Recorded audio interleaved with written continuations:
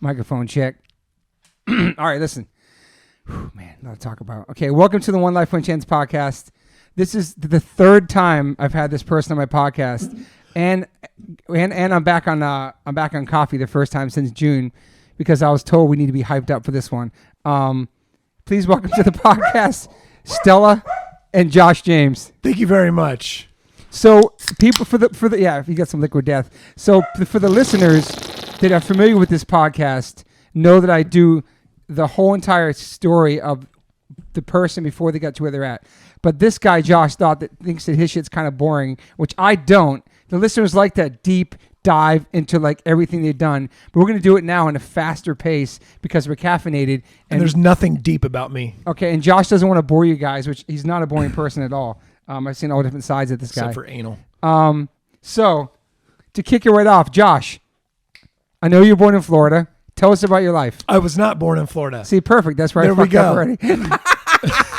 I was born in South Carolina, right outside of Myrtle Beach. Okay. And spent the first few years bouncing around the South. My grandmother had a farm in South Carolina. My mom was raised on that, like a tobacco farm, and then lived South Carolina, North Carolina, Mississippi, and then got to Florida, when I was 4 or 5, something like that. So not a lot of memories before Florida. So I look at Florida as the Jacksonville area as where I was really raised and turned into this beautiful piece of shit before you. And you have a brother, correct? 2 brothers or 1 brother? I have 1 brother. His name's Caleb. He played drums in Casey Jones with me. Yep. Ooh, Liquid Death. Sick. And he also played drums in Evergreen Terrace for a while. I have an older stepbrother, Brian, and then I have a stepsister that used to terrorize me as a child. So how was that growing up in Florida? How was your? I know you came from really strict. It was fucking parents. hot. Strict family too, religious family, strict. Yeah, like Christian conservatives. My mom and stepdad are primarily who raised my brother and I. Yeah, it was interesting. It's funny because I was talking to my mom the other day, and she said to me that she said something like, your entire life, you're always going to have a boss. And I was like, well, that's interesting because I don't have one now. Yeah. I mean, obviously my boss is a Jewish carpenter. Jesus Christ. Yeah. But I'm like, what the fuck are you talking about? And she's like, whenever you're born, then I was your boss. And when she said that, I went, oh, that sums it up perfectly. Like, it wasn't like a parent-child relationship. It was like a boss-worker It's kind of crazy relationship. Actually. Yeah. She said that out loud to you. Yes, it was fucking wild. So the childhood was interesting in that aspect, but they did teach us, the positive stuff. I thought they taught us like financial responsibility and things like that, and how to, be a good worker. But there was the absence of family and love. And, I used to live, for anyone who's listening, I used to live downstairs from Toby, and Max was like, what? I don't know, 9, 10, 11. And I remember it being like, damn, like that's a family, like I didn't really have that thing where it's like the kids like the parents and the parents like the kid. And, they're all hanging out and doing family stuff together. It was more like, this is the work that you need to accomplish this week. She was your boss. Basically. Yeah. And if you do anything wrong, then you're going to get a switching. It's like, go out there, cut the switch off the tree, and then we're going to give you 20 licks. So Jesus. So it was like that, but it wasn't abusive or anything like that. And then my dad, on the other hand, he was like he had custody of my brother and I every other weekend, probably until I was like 12, and then he moved away, and then I saw him a lot less. But he was the guy that was like fun dad. Yeah. So, like stay up late and fucking watch Skinamax. So so when they got divorced, how old were you? You said 12? No, when they got divorced, I was I think I was 5. Oh shit. Okay. And my brother was 1. Okay. Was it hard on you? Yeah, I think it was hard because I really liked my dad, but looking back on it, it was because my dad was in the military, so he would go out to sea for like 6 months at a time. Yeah. So looking back on it, it was one of those things where when my dad came home from being out, it was like fun time. Yeah. And my mom had to obviously Hold handle it me down. and discipline me and hold it down the entire time. So it was like, mom's so boring. This guy's fucking cool. You know what I mean? Yeah. And then, you know, the older you get, you kind of get a better perspective on that. And I probably have a better understanding of what their relationship was and stuff like that. So it makes sense. But he was a fun guy. Yeah, I feel like I'm a little guilty of that as well. When I was to go on tour and I'd come home, Daddy's home, let's go to the movies, let's go do this. And Moon's like, you know, I'm holding it down here, keeping shit stable, bringing him to school, the food. And I come home from tour and I feel like I missed this time, so I have to make up for it. Like, yeah, I'm Dad, let's go do fun things. And Moon's like, oh, so I'm the bad guy now because you're home and you want to fucking be the cool guy? I think it was definitely that. And then when my mom remarried, my stepdad and I didn't get along. And so I really wanted to go live with my dad. But you know, that never became a reality. Yeah. And at the end of the day, I think I am thankful that I was raised by my mom and my stepdad. Yeah. I think my life would have been a lot different if I would have ended up going and living with my dad. But for sure, you know, it is what it is. So what was your first exposure to punk rock and skateboarding? Because I think you got in those at the same time, right? Yeah. So I think I've told you this story before. Or maybe the third time. Yeah. It's interesting. It's interesting, like how I like kind of got into punk is my mom and she took me like shopping like a secondhand store, and I had $2 and I found this shirt with a skull on it, and I didn't know what it was. It was just cool as a skull. You know, I'm in the 3rd grade or something, and skulls are cool because I like violence and action movies and death. And so I bought the shirt, and she hated it, but she really couldn't do much about it because it was my like first real purchase in life. Yeah. And an older kid was like, "Oh, you like the Misfits?" And I was like, "I have no clue what that is." Yeah. And then I ended up getting like a tape and listening to it and being like, "Whoa, this is cool. Teenagers from Mars." And, you know, like the lyrics were so wild and bizarre and fun. But at that time, you know, this is like third or 4th grade. I didn't really listen to music. I mean, my dad was like he's like a rocker. Yeah. You know what I mean? So like AC/DC, like Alice Cooper, all that shit. And so I think like the tapes that I had like a Rush tape, this Misfits tape, an REM tape, and then like Milli Vanilli and Vanilla Ice. Sick. And that was the only, an MC Hammer. Those were like the only things that I listened to, but music wasn't like a part of my life. Yeah. And then probably around sixth grade is whenever I started getting into like punk music and skateboarding. That's young at too, the same time. Yeah. Yeah. And I think like Thrasher magazine, like looking through there and seeing like ads for bands and then, you know, somehow getting that tape and then looking at the thanks list and seeing what bands they thanked and then going and trying to find that tape. And I think at that time there wasn't an internet. So a lot of it was just word of mouth. So if you saw a kid at school that had a skate shirt on or a punk shirt, you'd go up to him and go, "Yeah, you skate, you listen to punk?" And then it'd be like, "What bands do you like? I've never heard that one." And, you know, dub tapes for each other and all that kind of shit. So it was, my introduction to it was I didn't have an older brother or sibling or anything that really like guided me. Yeah, it was kind of like my small circle of friends. We were all just kind of teaching each other as we went along. That's cool for 6th grade too. That's super young, man. Yeah, 6th grade, and that's around the same time I started playing guitar. That was the one like motherly thing that I feel like my mom did. Is she came to my brother and I one day. She's like, "You fools need to learn how to play an instrument." Yeah. And we're like, "This is weird because all you guys listen to is like Christian talk radio. We don't really ever play music in the house." Mm-hmm. And she was like, "You guys play the saxophone or the keyboard?" And I was like, "Dude, I'm not going to get my ass kicked for playing the saxophone." Yeah. And so I played guitar and my brother ended up playing drums. And again, that was another thing where I took lessons for a little bit in the beginning and the guy was just teaching me how to play like Twinkle Twinkle Little Star. And I was like, this is so fucking lame. and then I brought in a tape and I gave it to him. I was like, "How do I play this?" And he's like, "Oh, that's the power chord. It's a derivative of the bar chord." And then he you know, and taught me how to play like Where Eagles Dare or something like that. And then I was like, this is all I need to know. And then I never went back to lessons, and that's still all I know how to play. And it works for you though. Yeah, it works. It's gotten you really far. Yeah. How were you in school? Fine. I didn't hate it, but I didn't like it. I didn't try real hard, but I did try. You know, it was just kind of that like average. Yeah. I Just to get by. Yeah, I never had like D's or F's. Probably like a BC student with the occasional A for gym class or something like that. Yeah. In my senior year, this friend of mine and I had a contest to see who could skip school the most. And so my wife and I were talking about this the other day. Like, your senior year is such bullshit. It is. Like, I think Max is about to be a senior next year. He's a senior now, yeah. Oh yeah. Well, I mean, he's fucked because there's no school anyway. Exactly. It's just on the internet. But it's crazy. Like, you get senioritis, and then it's just none of the teachers give a shit about what you do. They don't, right? It's like short days, all that shit. Yeah. I wonder why that is the last year like that.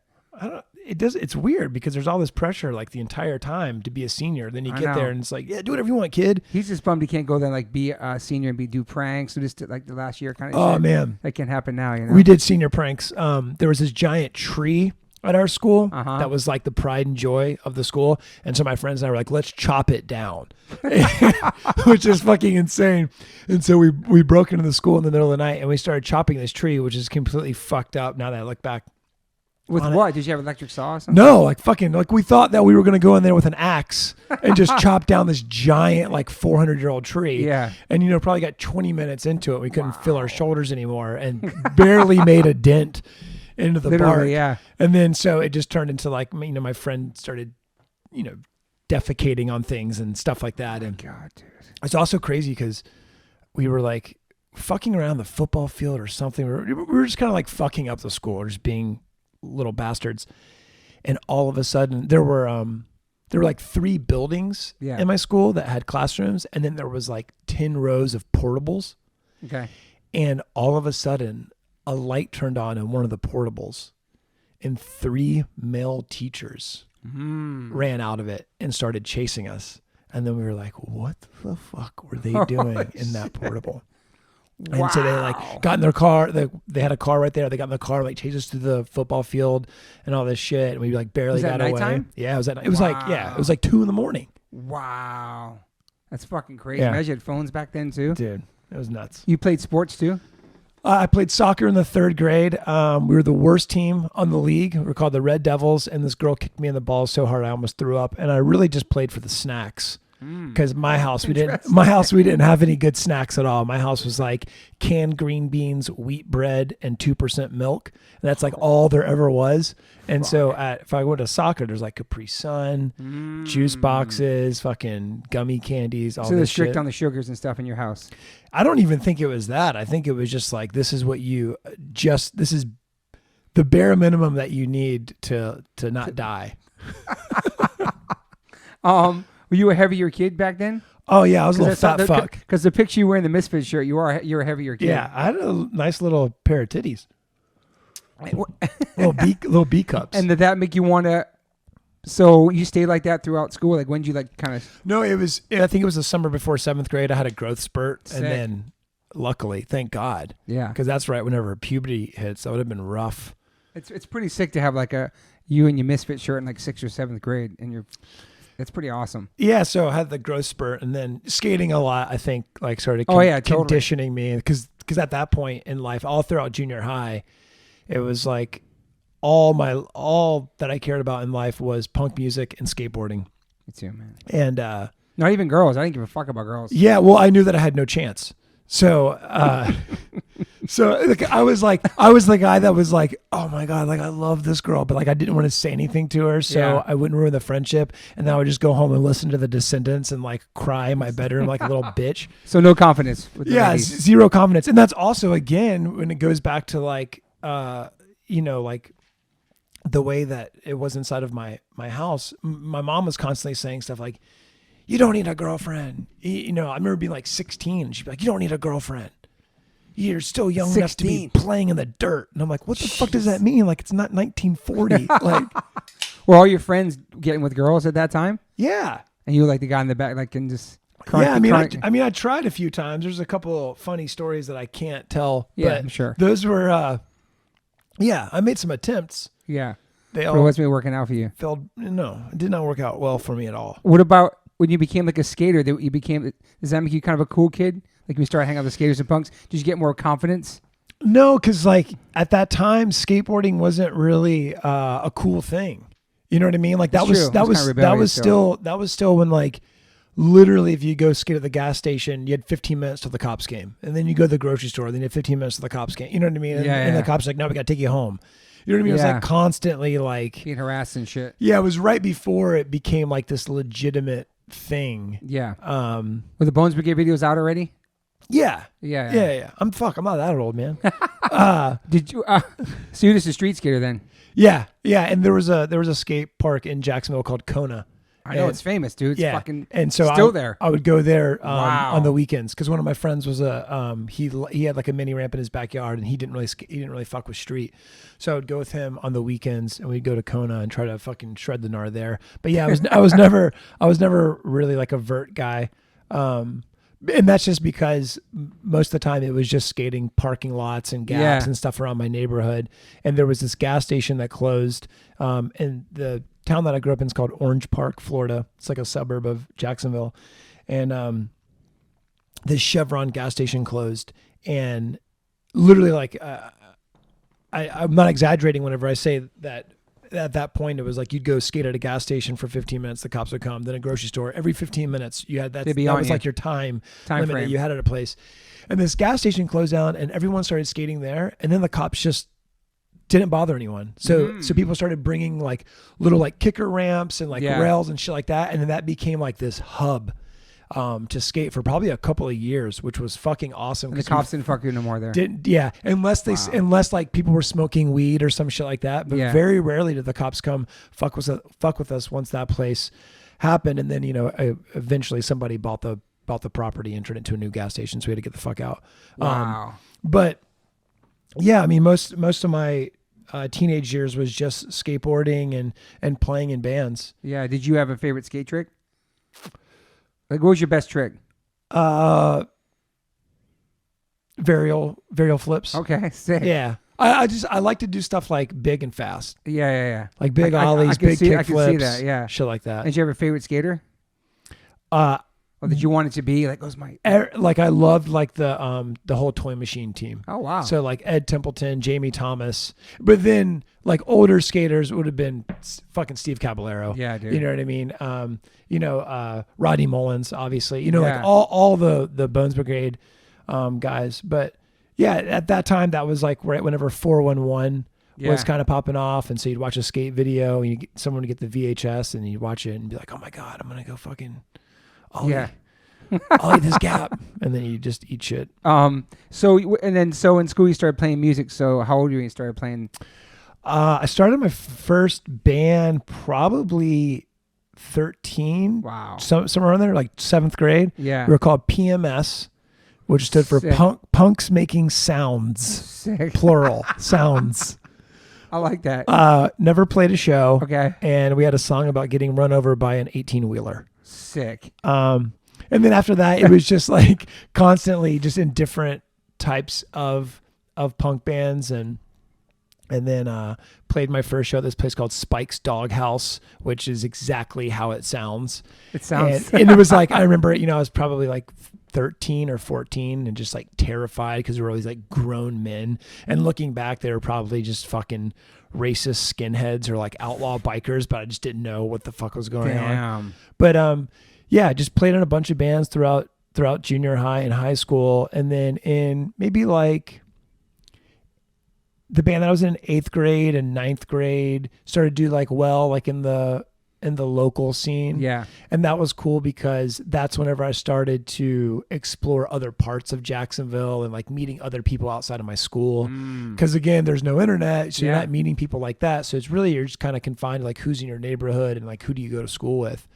And so then, and that was cool because you get exposed to just to different ideas, different ways of life. Yeah, it's cool. And come out of your bubble.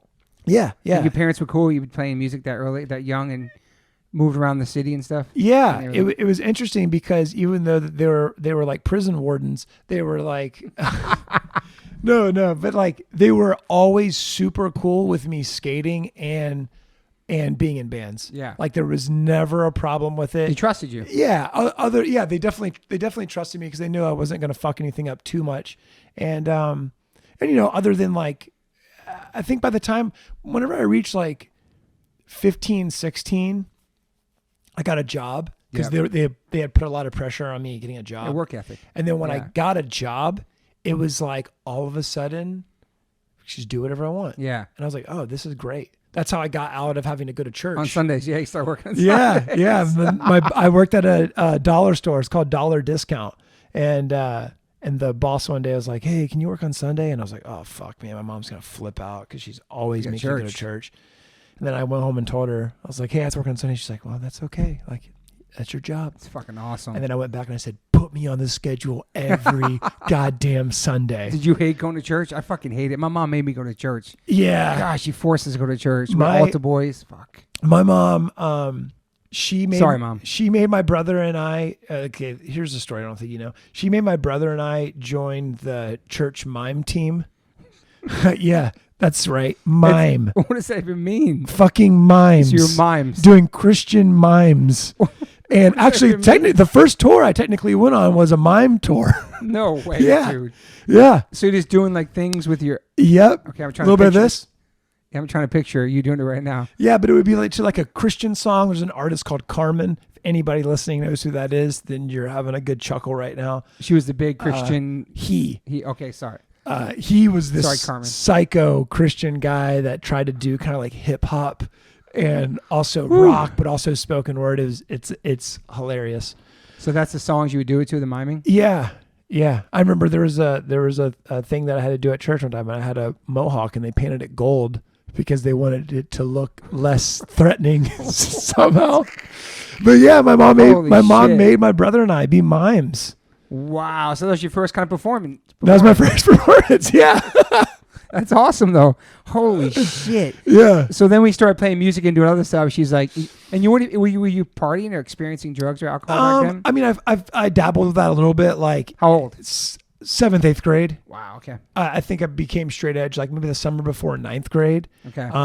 But that was a thing where, again, you're just kind of like hanging out in like punk skater environment, so that shit's just there. Totally. And what my friends and I would do is we would save our lunch money and we skated with this guy named John McIntosh, who was like, we thought he was homeless, but then we found out he had a trailer that just had no electricity or water, which is insane for Florida. Yeah. Oh, but shit, you're right. He fucking shredded. Okay. And he was probably in his early 20s maybe. And we would give him like $30. And we were like, okay, buy yourself a pack of cigarettes and then just buy as many Mickey's Ice as possible. And so he would come back with 18 Mickey's Ice. Damn. And then we would each take 3 and just try to chug them as fast as we could. And then you're just like drunk and go to a show or something, or steal a pack of someone's mom's cigarettes and smoke those. And then, then one night we were at this trailer park at this guy's house watching the movie Train Spotting. Oh shit. Everybody got up. They're like, we're going to go smoke weed outside. And I stayed inside with this girl, and this girl goes and grabs a canister of like the powdered lemonade, like Country Time. Yeah, I remember that. And she got I'm like, oh, in my brain, I'm thinking like, yes, I love lemonade. She's going to make some lemonade. And she grabs a spoon and a lighter and she scoops up some of the lemonade and she starts melting it like fucking heroin. Like crack or something. And she goes, I'm going to shoot this up. You want to? And I was like, fuck no. What? And so I walked outside. She was your age too? She was older. Okay. Doesn't matter. I know, it doesn't. Still fucking nuts, honestly, it's more ridiculous that she's older. That this person's like, I'm gonna shoot up lemonade. Country Time. Yeah. And so then I walked outside the trailer, and then my friends were smoking weed, and they had a bong made out of a Coke can. And our brothers to make those, yeah. And this guy that had one eye here and one eye here, his eyes were so off. He was like, hey, smoke this. And I was like, all right. And then I smoked weed a couple of times, didn't really get anything out of it. Yeah. And then, did your brother and sister do drugs? My stepsister did. Yeah. She was like a child from hell. Okay. She was like constantly in trouble. She was like 5 or 6 years older than me. She only lived with us for maybe, I don't know, maybe like 5 years. Okay. Something like that. And Yeah, but she You was. saw how it affected her for sure. No, it wasn't even that. Like, I wasn't bummed out by that. I just remember being like, holy shit, like, she gets away with so much. Like, I remember I came home from school one day and her friend, she refused to go to school. So she just told my stepdad that she was going to homeschool herself. And he said, okay. What? And so I came home from school one day and her and her friend are sitting at the kitchen table and they had this very suspicious bowl of oatmeal. Uh-huh. And they're like, Josh, you're going to eat the oatmeal. And I'm like, I know that I'm fat, but I don't want any fucking oatmeal. And this is very suspicious. And they're like, you're going to eat the fucking oatmeal. And then so we kind of get into a struggle and trying to force feed me this oatmeal. And I don't want it. And they slammed my head into the china cabinet. And then I had this like huge black eye. Jesus Christ. And then she just told everybody like, yeah, I kicked his ass. And then everyone's like, you got your ass kicked by a girl. So shit like that. She would like fake being possessed. And like, because I'd be like 8 years old and she'd pretend to. Was she scary? Yeah, she'd pretend to be possessed by a demon. And you got to remember, this sounds ridiculous, but like I'm 8 or 9 years old and my entire life I'm told that demons are real. Yeah. And that if, I'm going to die and go to hell if I don't do this other stuff. Yeah. And so then I'm like, holy shit, she's fucking possessed. And, did your parents know she treated you like that or no? Yeah, it was like this really weird thing in my household because she was my stepdad's daughter. Okay. So he always took her side. And then, Against you guys. But her story would always change and mine was always the same. And I remember one day my mom was like, hey, I just want to let you know, like, I know that you're telling the truth. But Homer, that's my stepdad. Yeah. Homer's the head of the household. So whatever he decides, that's what it is. Jesus, so I would still end up getting like punished or whatever, but I don't know. The last time I saw my stepsister, she was 18 getting married on horseback to the song Desperado. Is that real? Yes. That's the last time he saw her? Yeah. And no contact with her or talked to her ever again? She actually texted me Holy shit. this year. Does she have kids now and stuff too? No. You're still tight with your brother though, obviously. She's married and lives in North Carolina, I believe. You were tight with your brother because you guys did music together and all that kind of stuff. Yeah, I still Same talk with my to brother. I talked to my brother a lot. I talked to him before I came here. So you started working a job in school then before you graduated. So you're working and you're playing in bands. Mm-hmm. And then what was your goal when you get out of school? There wasn't one. Okay. I think as a kid, I thought like, all right, when like I'm talking like, an 8-year-old, I'm like, okay, I guess when I grow up, I'll smoke cigars, I'll be a Marine, I'll go to prison, and I'll get tattoos. And I'll explain the logic behind that. Sick dreams. I loved Arnold, still do. And he's always like a Marine and smokes cigars. So I was like, okay, that's cool. Schwarzenegger, by the way, people listening. And then I really liked tattoos. My stepdad used to get his car worked on at this mechanic that actually was like, I think they were outlaws. And so like all covered in tats and like porno mags hanging everywhere. And I'm like, this is so cool.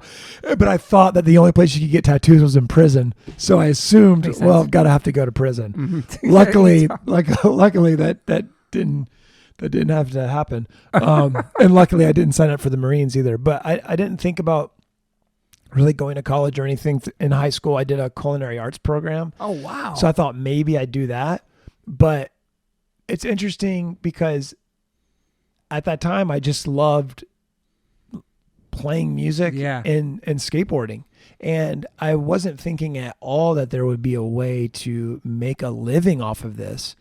But nobody did. But by the time, right before I joined Evergreen Terrace, I was in this punk band that started to do decent in our area. Not PMS, right? No, is this band called Stalemate.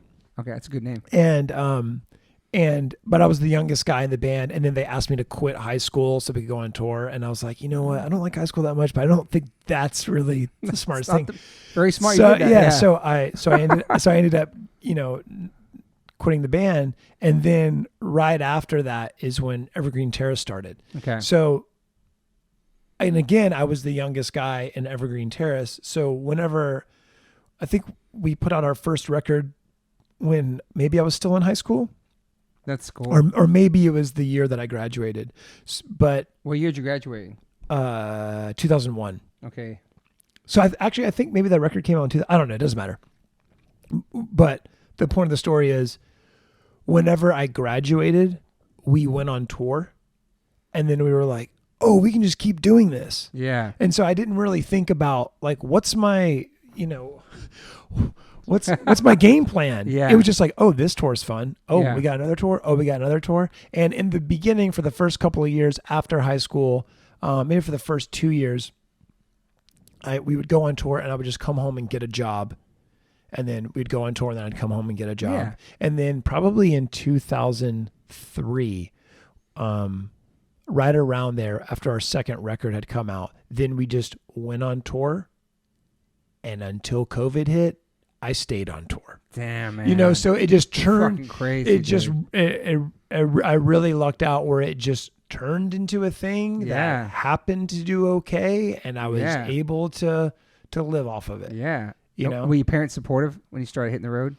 Yeah. Again, it was one of those things. I was like, cool. They were, my mom was always like very supportive of anything that I did artistically, Creative, yeah. which again, and creatively, which is so interesting because she didn't live that type of lifestyle. Yeah. And I never saw any interest in those things from her. Mm-hmm. So that was really cool. And then my dad, I think my dad just thought I was lying about it the entire time because when he finally would come to see a show, he would like come to the show that would be like in a cafe and a riot would break out and then someone would get thrown through a window. The craziest shows. Yeah. And it was years until he finally saw like a quote unquote professional show where the band was on a stage or something. I know you said before that you listened to start getting to punk rock and like Bad Religion, just all these bands, and your parents were kind of tripping on the lyrics and they check out the lyrics and rip them up and throw them in the trash and stuff. Yeah. So they would go through my tapes and then CDs started becoming like a popular thing. Yeah. And it would turn into this thing where all of a sudden it'd be like room raiders. And they would like come in and be like, where's the music? Give me the CDs and the tapes. And then we would go through all your shit. Yeah, we would sit down in the kitchen table and they would just sit there and read the lyrics out loud. Wow. And then be like, nope, nope, nope. Wow. And then they would make me in front of them, tear them up, and throw them in a garbage can. And then I was just like, fuck, because, and this is going back to like 7th, 8th, ninth grade. And dude, you didn't have any money then. Like I would save I got $10 a week for lunch. And so $2 a day was for lunch money. But then I wouldn't buy lunch. And then I would be like the fucking fool at the end of the lunch line going, got any change? Got any change? Got any change? Spare change? Yeah. And then I would take like 50 cents and buy like a chocolate milk and like 3 rolls and just eat that. But then every week I would have $10-$12 to go up to the store and get a record. And then they rip it up. And they fucking rip it up. Damn. And like, dude, that'll make you want it more though. Want to go out and get more shit. Oh my God. The amount of times that I have bought like Stranger Than Fiction, Bad Religion or something like that, it has to be like 9 times. Damn. But so then I started to like learn how to like hide them. Like I had a waterbed and so I would like hide them under the mattress of the waterbed, or I'd hide them inside of a bean bag and things like that. Wow. And then I just learned the smartest thing to do and just to tell them, oh, it's a Christian band. And they go, oh, I'm going to a show. It's a Christian band. It's at this Christian place. Yeah. But really it's it's No Effects at the Milk Bar or some shit. But I forgot there was a whole subculture of Christian hardcore, which was a big thing, man. Yeah, there was. I mean, and I guess like I lucked out that there was Christian punk and hardcore bands because there was some you actually liked too. Because some of them I really did like. Yeah. But it worked out because then they knew that was a real thing. Yeah. Because I would give them. So it wasn't really like it was a white lie. It wasn't like a real lie. You know what I mean? But it was a lie. But how psyched were you when you heard the name Bad Religion? Because I'm sure you were so rebellious against religion growing up in your house, so you found this band that kind of. I thought it was in seeing the Crossbuster. That was like the most wild thing I'd seen. So shocking back then, especially growing up like in the South. Yeah, I was like, this is fucking wild. And you remember your parents ever seeing that? I didn't. I had one Bad Religion shirt, and I told my mom something like, I was like, no, it means like that's bad religion, like Michael Jackson. Yeah, that's bad. And she's like, oh, okay, like I get it, like I'm hip. And oh shit. So yeah, there was constant lying about like the bands that I was listening to or like where I was going or what I was doing. But that's what I that's the only way that I would be able to enjoy it. Yeah. You know? And then what was it that So always lie to your parents, kids. Yeah. Except for you, Max. So what was it that made you, two things, become straight edge? Was it a song? Was it a group? And you've been like that your whole life ever since you were a kid, correct?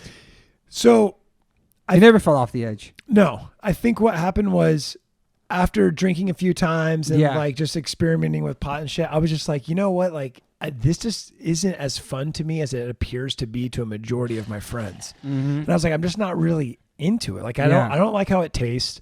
I don't like how I feel.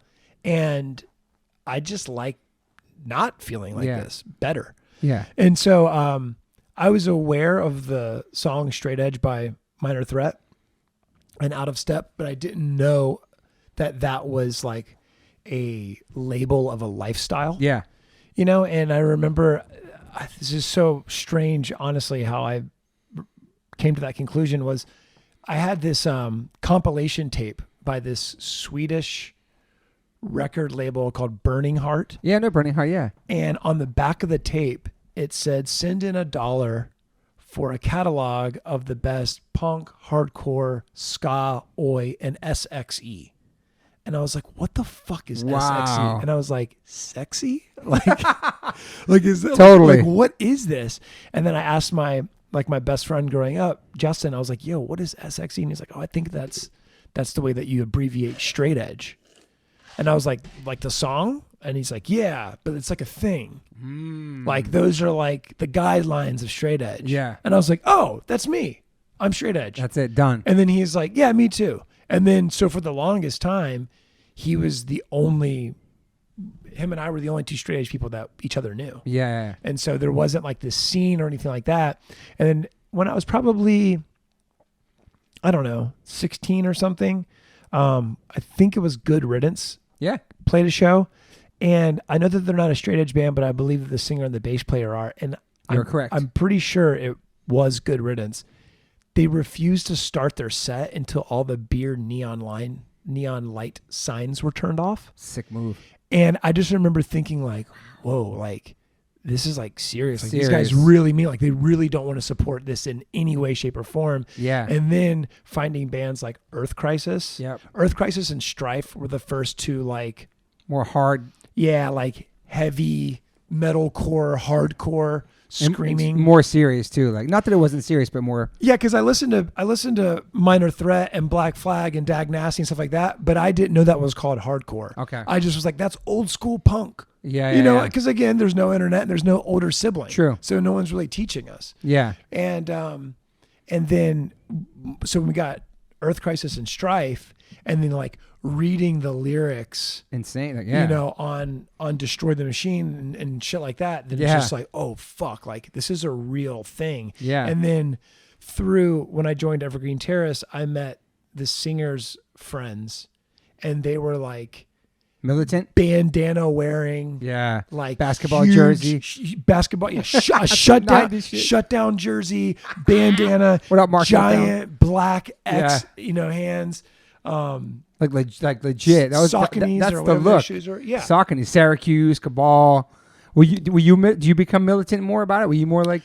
There was a brief period in high school. My friend Brian Dewberry and I thought it'd be funny to drive around and pull it to people that were smoking cigarettes and told we were going to kill them if they didn't put the cigarette. Holy shit! But just dumb shit. But no, it never. You don't seem like the person that would be like that. Never just really. For joking. I think like everybody, you kind of experiment a little bit with everything until you just kind of find your way. But how old were you made that decision to go be straight edge? I think that was like the summer before 9th grade. So I don't know, 15, 14, something like that. It's crazy thinking back. Not like I did the same thing probably when I was 13.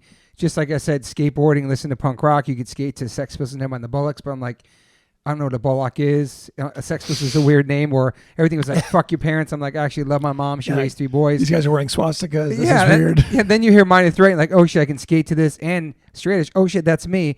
And I'm 13. I'm like, yeah, fuck it. That's how I'm going to be, because if these guys, I think they're so cool, and I can skate to them, so sign me up. It's crazy how a lot of people have just made that commitment like that young of an age and stuck to it their whole life. Dude. Yeah, and I think for some people, like I know a lot of people who were straight edge in their late teens and early 20s, and then they stopped. But I think that served them well for that time. Totally. For me personally, even if the term straight edge didn't exist, I think that this is just how I would still live my lifestyle. I think so too. Yeah, I think my brothers kind of scared me in a sense to become that. They exposed me to punk and skateboarding at the same time. I saw them smoke weed and drink beer in the house and have girls over, and my mom flip on them and all that. So I kind of saw how it affected my brothers, and I'm like, yeah. So that kind of helped too. Yeah. But you didn't have that. You was just the people you hung out with. It's interesting that your sister or your brother had no influence on you really for skateboarding, punk, or any of that shit. It was on your own. Yeah, thing. my older stepbrother, like I never lived with him. Okay. So I only saw him a couple of times a year. He was real cool, but that was it. He did give me a green jelly tape, which was fucking sick. Sick. And then my stepsister, I mean, she hung out with this heavy metal band called Animosity, and they would always like beat the shit out of me. And Great. and like, and I was like, I don't know, like 10 or something, and they were probably like 16 or something. And but I always thought it was so cool that they were in a band. Yeah. And then they would. It was okay if they pounded on you because they were in a band. Beat me up. Yeah. They would like sit on. I remember like one time I'm pretty sure I thought this was gonna be the end of my life, but there was one guy in the band. His name was Phil, and he had a leather jacket on, and long black hair, and he just sat on my head into the beanbag, and I was just suffocating, and I just heard everyone laughing. I was like, "This is it. This is how I die." Holy fuck, and then they'd let me out like right at the last minute, or they'd come over and be like real nice and be like, "Hey man, we're baking a cake." This is actually great. We're baking a cake. You got a couple eggs? I'm like, "Yeah, sure, guys. Go get in the eggs." And then they would just fucking egg me. Oh fuck, man! Holy shit! Were you a happy kid, happy child, or were you an angry, rebellious child? I was filled with rage. If you ask my mom, she'd say I was filled with rage and dramatic. But were you? Was that the cheetah thought? Probably. Okay. You know what I mean? And that was probably from, that's got to be something in the subconscious with parents and all that shit. Yeah. But yeah. All right. So you're out of school, you graduated, and one of the jobs you got, your first jobs you mentioned a couple of times on this podcast before is that I've never aired. You went. The other podcasts are never airing. You went and got the thrift shop clothes and wore these big, outlandish, like 70s bright style, like grown up clothes at your job. Yeah, I had this job where I was like doing inbound sales for. I like how you say sales, by the way. Sales. And, sales. My brain's fucked. It was for like plumbing, hardware, heating, and air conditioning. And you had to dress like business casual. So I thought it was funny to go shopping at the thrift store and buy like size 54 orange pants and like giant Tommy Bahama shirts and shit like that. Tommy Bahama shit.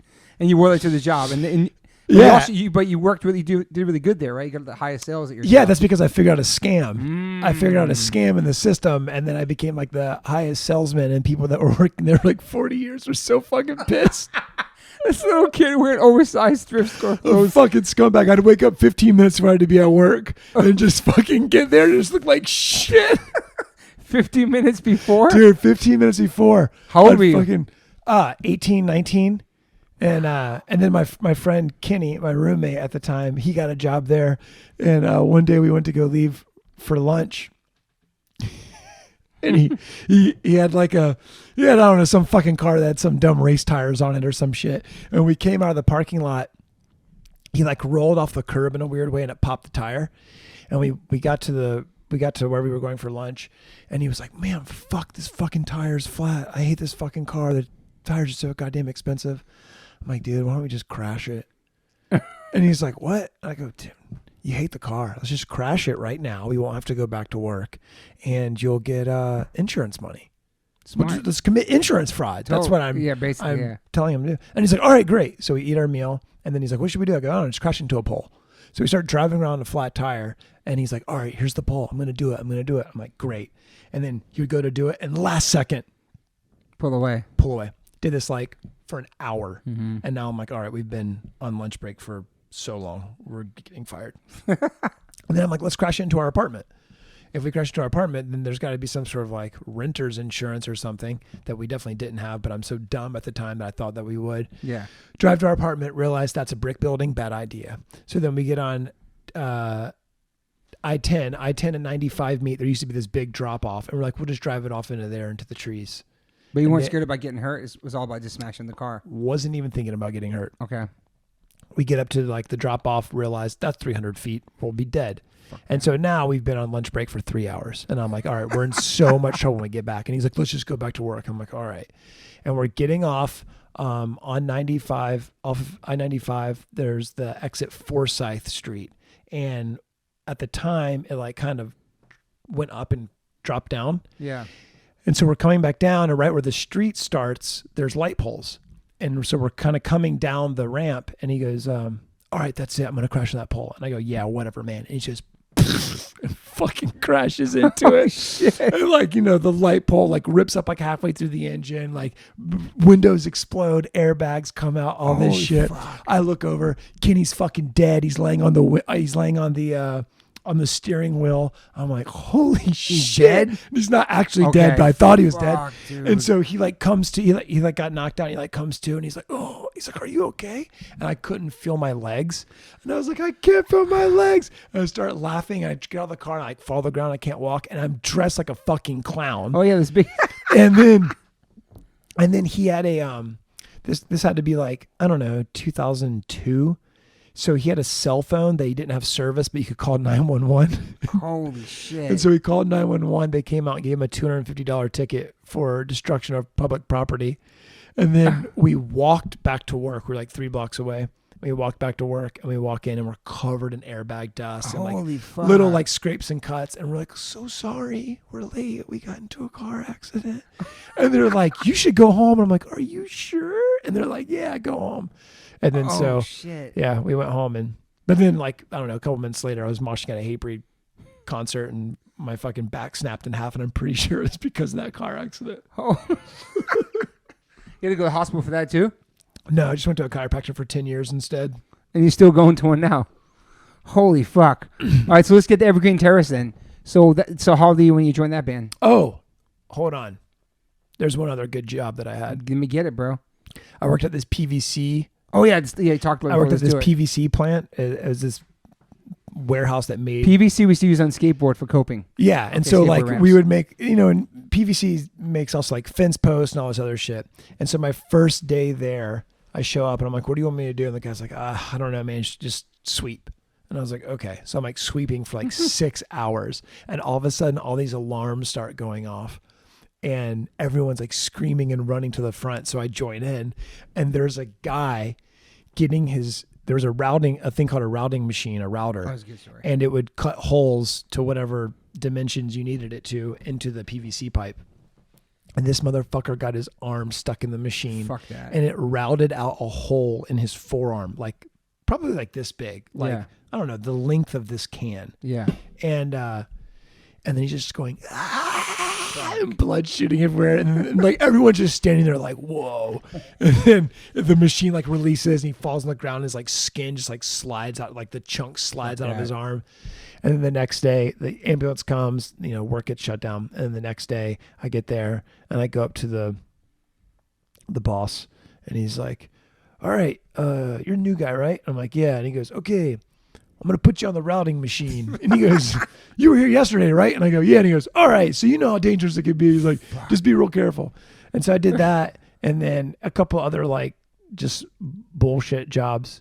But most of the time after 2003 was just touring because of Evergreen. I thought there was one more other crazy job before. I guess all the jobs covered right there. Yeah, there was like a research company. But did you get in trouble in school too? Yeah, I got Did you trouble in punch school a lot. somebody or something? Get in a fight in school or? Oh, in third grade. Yeah. In third grade, it was time for us to get our math books out of the cubby, and my friend Billy grabbed my math book, and I was like, "Hey, Billy, give me back my math book," and he was like, "No." And I was like, "Give me back my math book, Billy. You're gonna pay the consequences." I'm Arnold. Yeah, and he's like, "No," and I like karate chopped the book out of his hand, and then I grabbed his fucking arm and like snapped it over my knee. And he broke his arm? Yeah, I was fucked. Holy fuck. And you were a big kid, man. You were a strong kid. I mean, I didn't realize it, but yeah, it was all So those you broke violent it. So what movies. happens when you break your kid's arm? Don't you get don't the cops come or charges by the parents? No. Or expelled? I ended up getting, I think for 3 weeks, I had to go to school, but I had to do all my work inside the principal's office. In front of them, yeah. Yeah. All eyes on you. Yep. And then a couple years later, I'll just tell you this story for Please. shits and giggles. This will give you an idea of the area I grew up in. A couple years later, my friend Ravindra and Ravindra was 12 years old and he had a full grown beard. And he was like 6'2". We're walking to the bathroom and we see like what looks to us a SWAT team surround the art room portable. Okay. And we're like, what? And they're like, David Chappell. They're like, Mr. Chappell, which is the art teacher. They're like, come out now with your hands up. And we're like, what the hell is happening? Holy shit. And it turns out Mr. Chappell was putting his dick in a box and turning the lights off in the art room covering up the windows. And he put out 3 boxes on the table. And he'd stand behind one of them, which would have a hole cut out in his dick in the box. And he'd have the kids come in and be like, okay, we're about using your imagination. I want you to like put your hand in each box and feel and try to guess what it is. Come on, dude. Yeah. My brother touched his dick. I wonder what happened to the guy. I wish we could look him up. I know he went to jail. Like it was a big thing. Like it was on the news and stuff like that. What was his name again? In case we want to Google the case. I think it was David Chappell. We'll have to ask my brother. Because as my brother says, the art teacher didn't molest him. He technically molested the art teacher. Holy, that's fucking insane, though. Dick in a box before they even came out. Yeah. He's the original of that. That's in the real original. Life. That's the original gnarly. Dick in the box. What a sick piece of fucking shit. Mm-hmm. Holy fuck. All right, so... He had a red comb over. So you seem like you're like the black sheep of the family, obviously. Like the rebellious one, the different one that kind of did his own thing. Yeah, I mean, I feel like that's a lot of people's stories that all of our friends are like that. We come from the same kind of shit. You know what I mean? Yeah, I think my brother was heavily influenced by me. Like he got into skateboarding, he got into punk music and stuff like that. But I think that he saw a lot of, I think that he saw like the mistakes that I made and was like, okay, I won't do that. You know. So how much younger? How much younger? He's 4 years younger. Okay. I guess I kind of feel the same way looking at my older brothers, the shit they did that I didn't want to do, I guess, in a sense. You know what I mean? So it inspired me to stay on the right track. Yeah. I just realized so he's the youngest, obviously. Your sister's older than you? Yeah, stepsister, yeah. All right, so now you're out of school, you're working those crazy jobs, and you're playing music, and then Evergreen Terrace is like the first kind of real official. Yeah, Evergreen Terrace kind of goes on tour. Where's that name come from? So after our first practice, we went to a show, and the drummer knew someone that was in one of the bands playing, and he talked them into letting us use their gear. So this is like 5 hours after we wrote our first 2 songs, and we get on stage and we play this show, and the entire crowd's like, "What the fuck are you guys doing?" Because at that time, like metalcore, hardcore stuff wasn't really happening in Jacksonville, and there was a lot of punk stuff, and then there was like nu metal shit. And and then afterward we were like, man, that was fun. And we should like make this a real band. And the bass player at the time, Josh, was like, we should call it Evergreen Terrace. That's the street the Simpsons live on. Oh shit, I love the Simpsons. And then there was no further discussion about a band name. So it was just that. Because I don't think anybody expected that band to like do something. To be like this big part of their life. To just be like every other band they've been in. It'll last for 6 months or a year, and then you'll be in a new one. But then this one, I spent 12, 13 years in it. Damn, that's a cool name too. I never knew what that meant. Yeah, so after the first record, we did a couple of tours on that, and then when our second record came out, that's when we started touring a lot, and then it just never really stopped. Yeah, what is metalcore? I guess to the listeners, like, who kind of started that sound? I guess I don't know. I mean, honestly, like I don't even know what it means. It's just like more heavier than a regular hardcore band, a traditional hardcore band, I guess. Yeah, I think it's like. Or the style of singing. Sometimes I feel like it's used like in a derogatory sense, you know what I mean? But at the same, I don't know. I like, what was your influences? I hate getting caught up in like all of the subgenres of the genre, because to me, like some people say Stick to Your Guns is a metalcore band, some will say it's a hardcore band, whatever. Like I don't really care. Yeah, I think that metalcore is just supposed to be like whenever the metal influence started going into hardcore. So like Earth Crisis, a lot of times is looked at as like, oh, they were one of the first real metalcore bands. Yeah, what I think is that it's not, hardcore is not a sound. It's the person, it's the mentality, it's the way you live, it's the way you think. Absolutely. And I feel like Hatebreed's a hardcore band, but to some people might be a metal band. But to me, Jamie Joss is a hardcore kid. He used to put on shows. We played at a skate park. He's always been very DIY. He's just a hardcore kid, and so are you, and so are the guys that stick to your guns. But you have it's a different sound. Like hardcore is not all supposed to sound the same, but it all comes from the same place. And I don't know. It always weirded me out, like the different genres and different labels for things when it all comes from the same place. I've always looked at it as hardcore is aggressive punk. Yeah. And punk is, as lame as it is, it's a mindset. Yeah. And that's kind of it. Yeah, I agree with that. You know? Yeah, but the metal shit, I mean, you could say, the Chromax had metal in them when they first came out. Age of Core, that was harder. You know what I mean? Like, but everybody likes putting a label on stuff. Yeah. So then you get all these, insane labels. So Evergreen Terrace. Yep. Crushing, making records. Yeah, nonstop. Started touring Australia and all over Europe and Japan. I met you when you were in Evergreen Terrace. Yeah. Somewhere cross paths in Europe or something. Yeah. Actually, I met you when you guys were on tour with The Used. Oh shit! Okay. My friend was supposed to do an interview for some magazine and couldn't go. The Used in Boxcar Racer. Yes. 2000. And then he was like, "Can you go and do these interviews?" I said, "Sure." He goes, "You'll get in free." And then when I got there, I didn't want to fucking interview anybody. Wow. And one of the other dudes, actually one of the dudes in Evergreen Terrace, I think ended up doing the interviews. With us too? I think so. Or just some bands on the tour. Wow. That was 2002. Yeah. Was that in Florida somewhere? Yeah, Gainesville, I think. Holy shit. Wow, okay. So I met you there then. Yeah, but I mean, it would have been a high. But then I've always saw you around through the years. I've always saw like this built, handsome, tattooed guy. And then I was right next to that guy. But like all through going to Europe, always seeing you through the name, you know what I mean, your bands and stuff. And so anyway, so Evergreen Terrace. So that you in that band for 12 years? Yeah. Fuck. Yeah. In 2000, so the band started in 99. In 2011 is whenever just things had kind of started.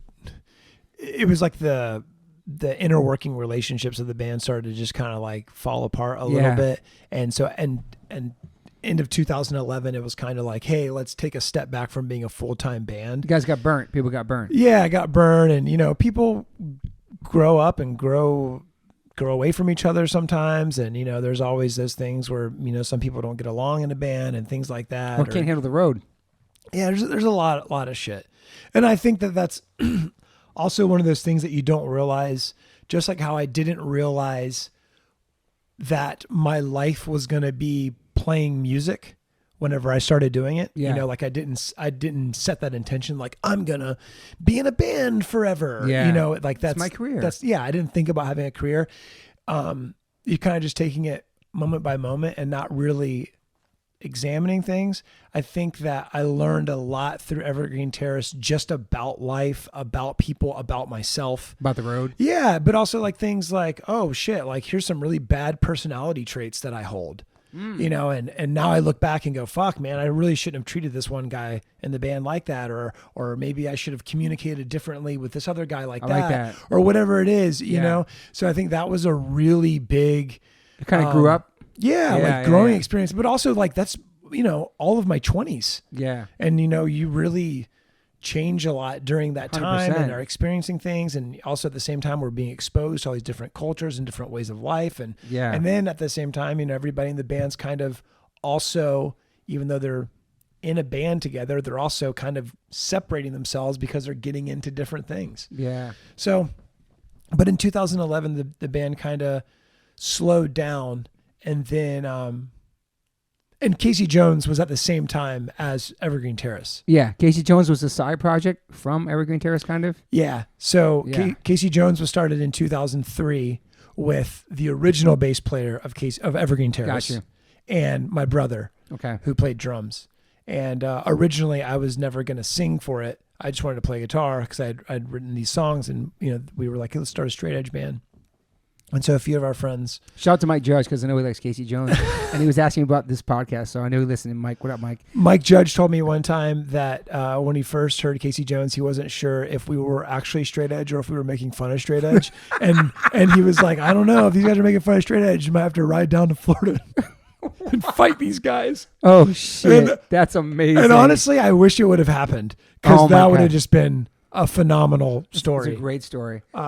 So Casey Jones, what's that name come after? Because when I think of Casey Jones, maybe I'm wrong. Might be the wrong. I think about the Pirates of the Caribbean. No, man. But Casey Jones is in there, right? Casey? I don't know. I've never seen that movie. Oh my God, it's Max favorite. It's 100 times. But one of the pirates is Casey Jones. Maybe I'm fucking wrong. No, it's Davy Jones. Holy shit. That's why I can't have caffeine. Okay, let's go. Not Casey Jones. It's from Ninja Turtles. Fuck. So now you're in a band named after the Simpsons. Yeah. And now you're going to Ninja Turtles. Yep. Holy fuck. Okay. Fucking loser. That's crazy though. Yeah. These are both cool names though. Go ahead. Yeah. Is after the character from Ninja Turtles. Okay. So Casey Jones started, and then that was like a side project. Yeah. That ended up becoming real. Yeah. And we had a lot of fun, and we were able to do a lot of cool tours. But Casey Jones never had the ability to become a full-time band because the other guys, with the exception of my brother, everybody else in the band, actually all three other guys were all going to med school. Oh shit. Okay. So like now all of them are like legitimate people. Adults, yeah. Yeah, like one's a doctor, one works for Boston, like I think a professor at Boston University, and then one's like working on a cure for Alzheimer's or something. Wow! Right now at this moment. Right now, this exact moment, he's in a lab. He's got a beaker. There's smoke.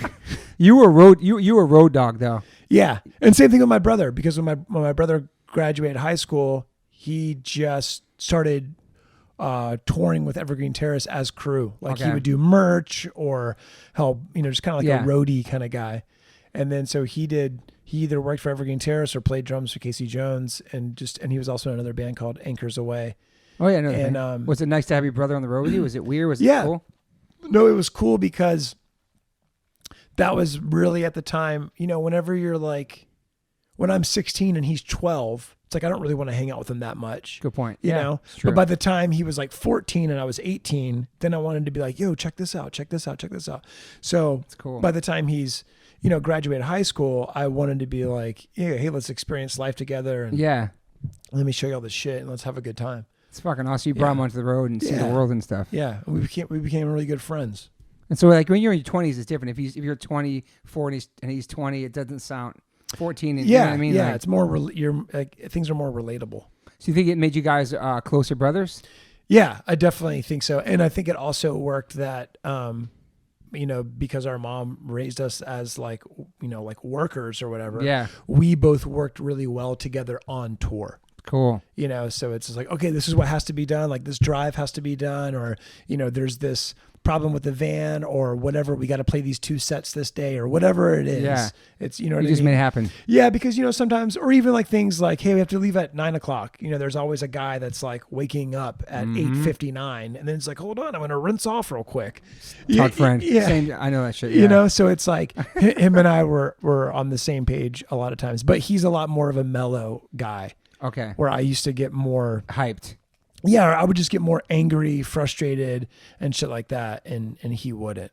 And and sometimes I would be able to look over and see him not having that reaction. And even though I was flipping out at whatever thing it was, later on I could be like, you know what? So it was calming to have him there. Yeah, sometimes. And it balanced you. Yeah. Did your parents come out and see you guys play together when he was in?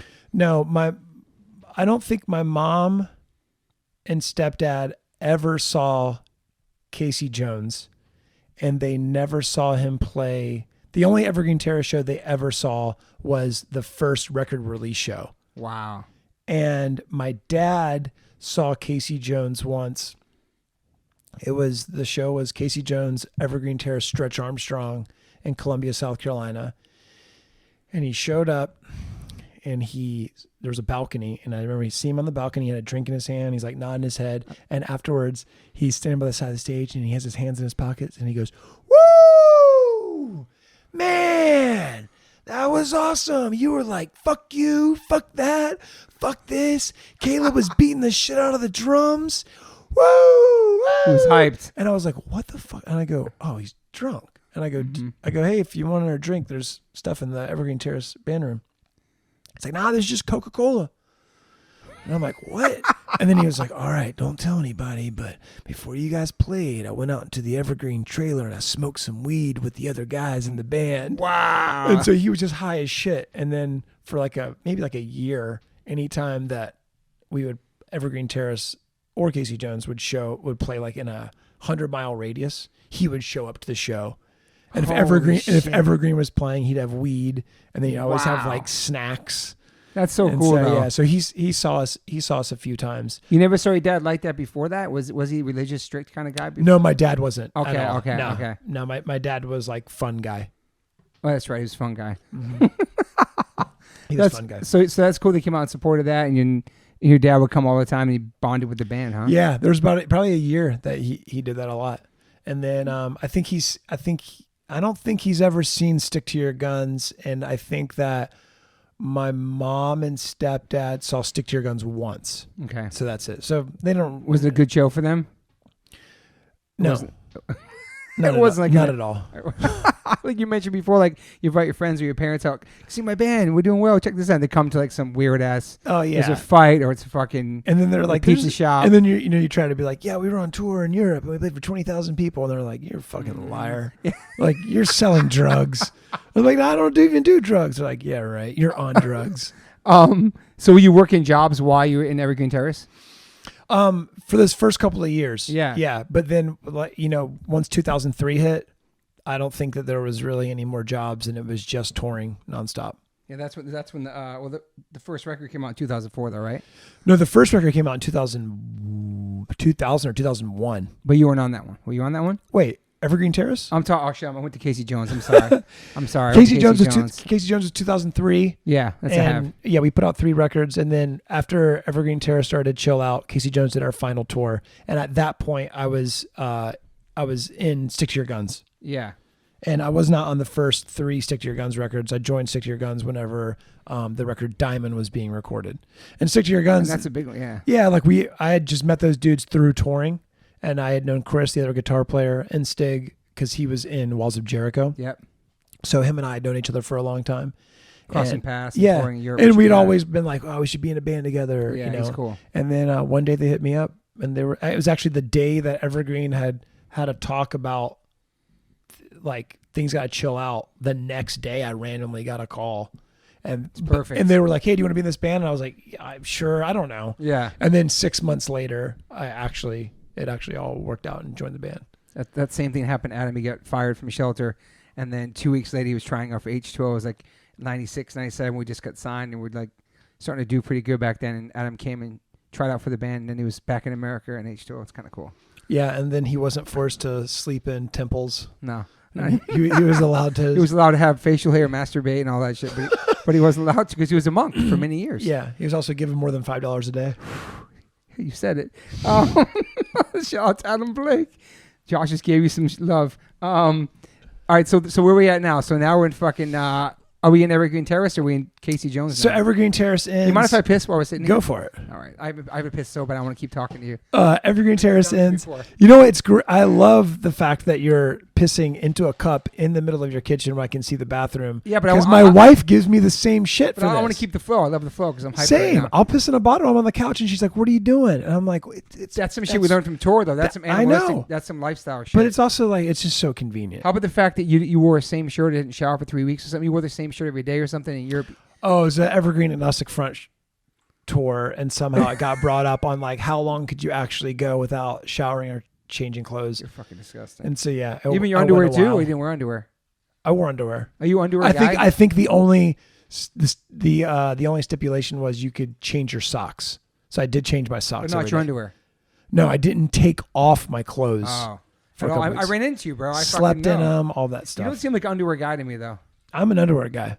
No, you seem like a free ball, like just like a free, like whatever. No, I wear like black silk panties. No, check this out, just like I drank. Whoa, take a sip. No, I'm chilling. I just pissed in the cup here because I had a lot of caffeine and a lot of fucking coffee, and I don't leave the flow of Josh James right here. So Evergreen Terrace case. So Evergreen Terrace is about to be over. Everybody's kind of doing their own thing. They want to do like have like real jobs. Let's per se. Not Casey even Jones that. Is already like a side project though. Yeah, Evergreen's just kind of falling apart internally. Casey Jones is planning the end of the band, and Stick to Your Guns is asking me to join. That's all happening at the exact same time. Crazy, man. So what ends up happening is Casey Jones ends up doing our final tour.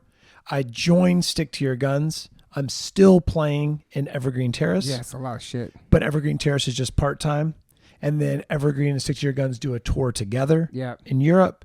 And then Stick to Your Guns goes on tour right after that. And I get a call from one of the guys in Evergreen. At this point, I'm now living in Los Angeles. If I would fly back to Jacksonville to play a show.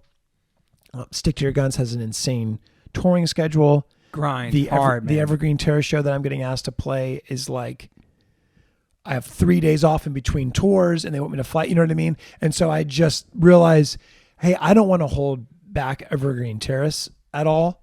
If they want to play shows and tour and write and stuff like that, then I don't want to hold them back from doing that. So then I just call everybody and go, hey, I don't want to hold you guys back. I'm going to quit the band. So I quit. I quit Evergreen. Casey Jones is done. And then finally, for the first time in like a decade, I'm just in one band. Because also before Casey Jones, I was in Evergreen Terrace and this other band at the same time called 1/5. Okay. So it was kind of like once Evergreen Terrace started, I was always in another band. It's crazy, yeah. And then so finally in 2013, I believe, or 2012, summer of 2012 is finally like, I'm just in Stick to Your Guns. So how old are you then? 20 something? That's 18 years. 2012, 29. Wow. Yeah. So now you're just official, just one band. Yeah, just one band. And they're on the come up too at that time. Stick to Your Guns, right? And we're so busy that it would have been a lot, man. It would have been unfair to be in any other band that wanted to actually do stuff. And use that time for you, yeah. Mm-hmm. So when you join, they're already recording Diamond record, which becomes a really big record. Yeah, they're recording Diamond. I go to the studio. It's the blasting room. Yep. I'm sitting in the kitchen. Bill Stevenson walks in and he goes, "Whoa, I thought you were a young Hank." Oh. And I was like, "Oh, sick." Oh, shit. And Henry Rollins, ladies and gentlemen. Henry Rollins just thought, well, yeah, you do have that vibe. Oh, shit. So that record. More Tom Cruise for me, but okay. So Diamond comes out and then it's just the band's doesn't stop. Nonstop. Yeah. Then we put out Disobedient after that, then True View. We put out a couple like 7 inches and things like that. And then we actually, before COVID hit, we just finished doing a new album that's just sitting on the shelf now. So how many albums you do with them? Since I've been in the band, there's been Diamond, Disobedient, True View. So the last 3, but Diamond I had very little to do with. Yeah, but you toured on that record, obviously, and played those songs. Yeah. So I saw you guys first time in Europe, heard about the band through Vogue. I think Vogue was working with you guys for a minute. He was managing the band for a little bit right before I joined. Yeah, then when I saw you guys and already knew you and shit, I was like... We did Persistence Tour, 2013. Yes. Mm-hmm. So yeah, for Stick to Your Guns, for me, it was like a mesh between hardcore, if you wanted to put labels, hardcore, kind of pop punk, kind of metal, all mushed together. Like, for me... It's the first time I've seen it, so for me, it's original sound. I'm sure there's other influences that sound like Stick to Your Guns that I'm not sure, but for me, it's something new and had all the elements of different things put together, and it just worked with like melodic choruses, with then like hard breakdowns and like terror vibes or Mabel chugga mosh shit, but then also melody. So for me, I was like, holy shit, this is everything meshed into one. I thought it was super original, you know? Yeah, I think it's all. I mean, it's not, but thank you. We'll say that we're the first. No, you had 3 influences. You told me last time. What are the 3 influences for Stick to Your Guns? You think? I mean, honestly, I think that like Terror is a huge influence for sure. Boy Sets Fire is a big influence. Propaganda is a big influence. Sick. But I mean, those are good 3. That makes sense. Yeah, but I mean, like everybody's kind of influenced. Like Chris is also heavily influenced by Madball and Biohazard. Yeah. You know, like everybody has their own influences that they bring to the table, and then everybody kind of brings it together. Yeah, you know, so there's for everything from Biohazard to Bad Religion. Yeah. What is something that Josh James listens to that people would be surprised that you like that's not hardcore? Because people think you play this music, you live this music, that all you listen to are like hardcore all day long. Oh man, I really fuck with some country. Really? Yeah. I like I love Brooks and Dunn. Wow. Merle Haggard. There's a dude that I listen to now a lot named Coulter Wall. Coach, I just heard about him. Yeah, he's great. Frank Grillo just played him. He's a young guy. He sounds like Johnny Cash, right? Dude, his voice is, when I found out that guy was like 20, I was like, what the Does he sound like Johnny fuck? Cash? Yeah, super deep voice, like old country. Yeah, I just heard our friend played it on the podcast the other day, actually. So country. Is that something? Yeah, new for I you? like a lot of country. No, I mean, I've always kind of dabbled, and again, like punk and hardcore, I think have been primarily what I've always listened to. But there's stuff like,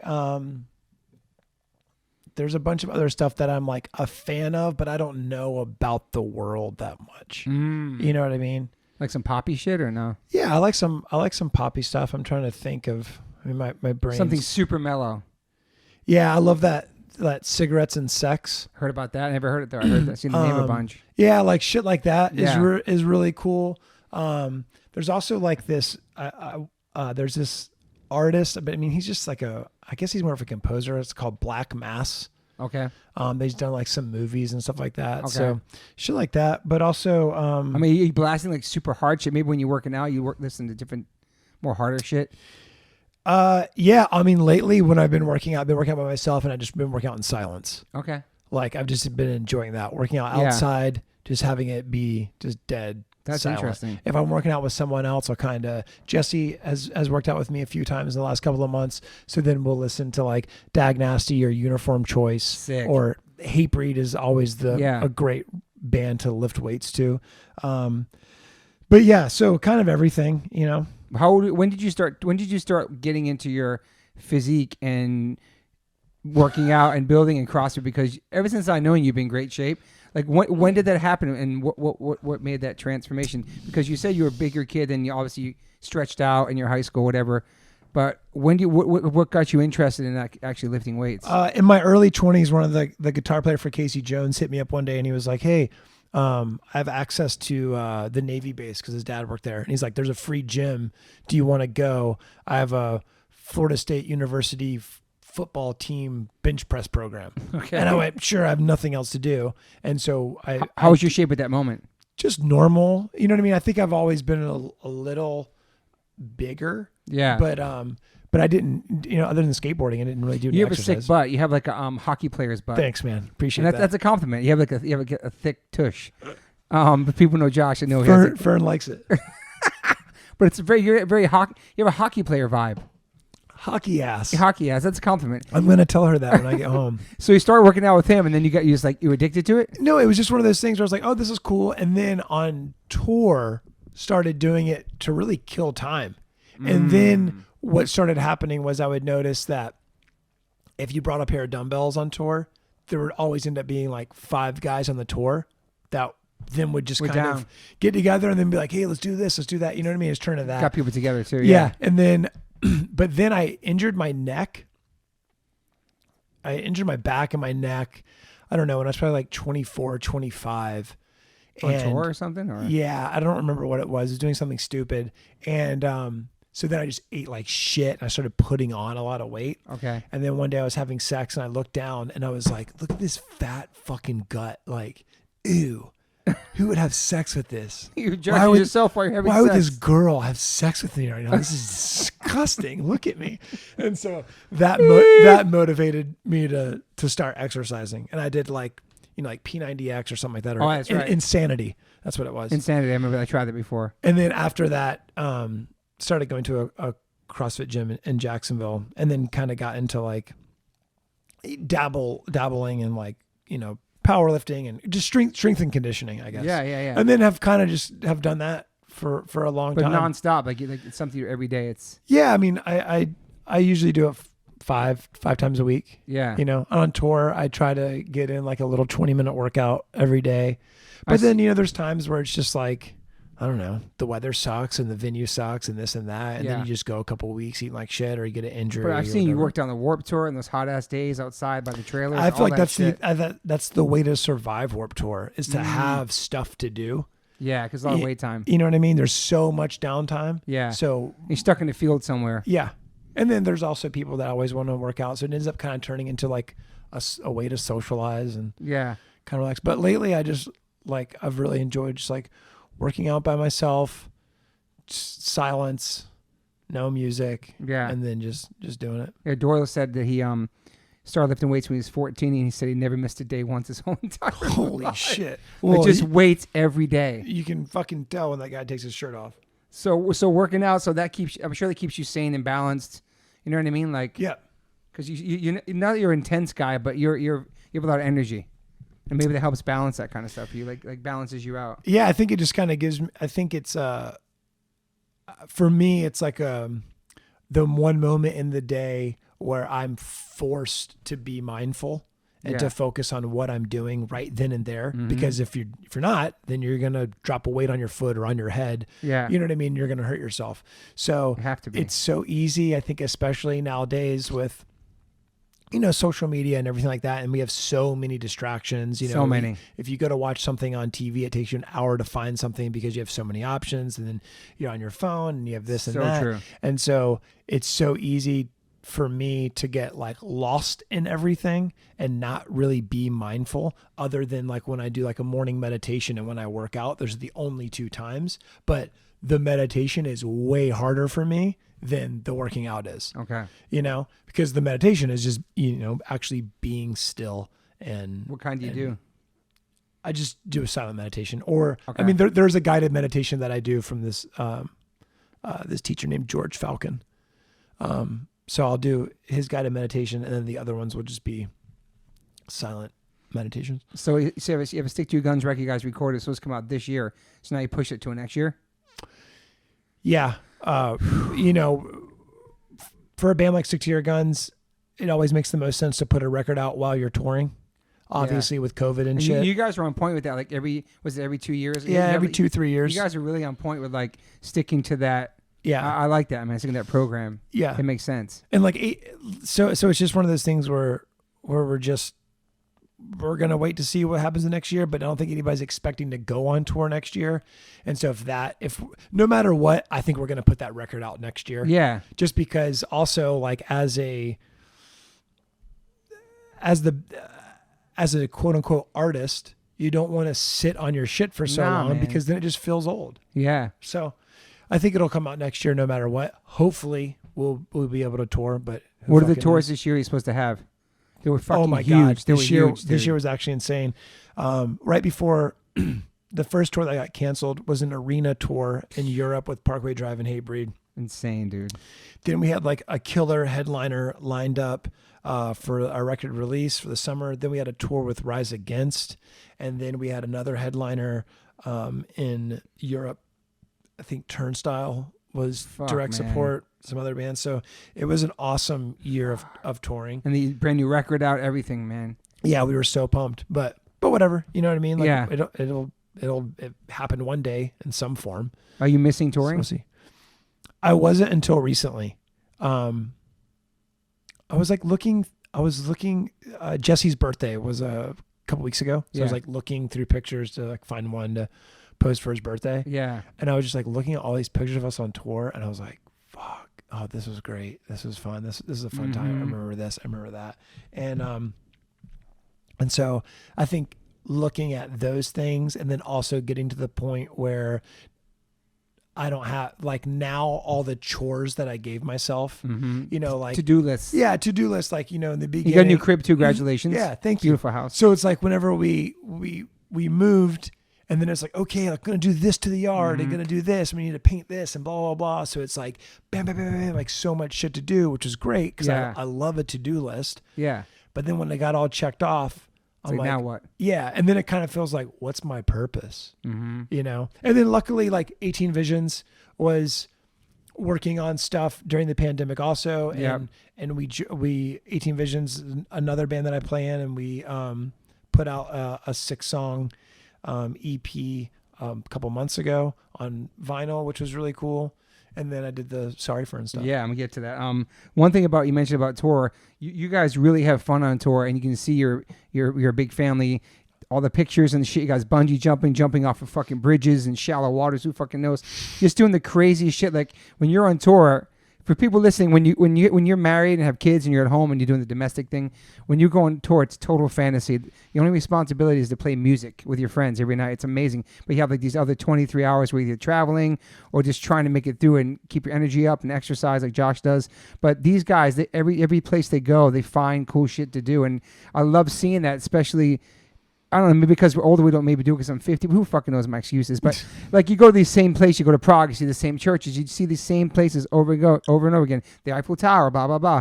And you guys make the best of every city, every country, and you still do that after this many years touring. You know, I think that's amazing. Yeah, I think there's always stuff to discover. Yeah. I think those first few times, especially when you're in Europe, you want to see all of the big things that the city's known for. You go to Paris, you're like, I got to see the Eiffel Tower. Totally. But then the third or fourth time, you're like, okay, like I heard about this church made of all bones or some, you know what I mean? Like whatever it is, or there's this underground record store, or there's this place that makes the best chocolate cake in the world. I don't know, whatever. No, for real. Yeah. You start picking up different things. And then looking at like, okay, where can you go swimming? It's summertime, or what's going on, this and that. So I think it's, I hung out with guys at Water Park.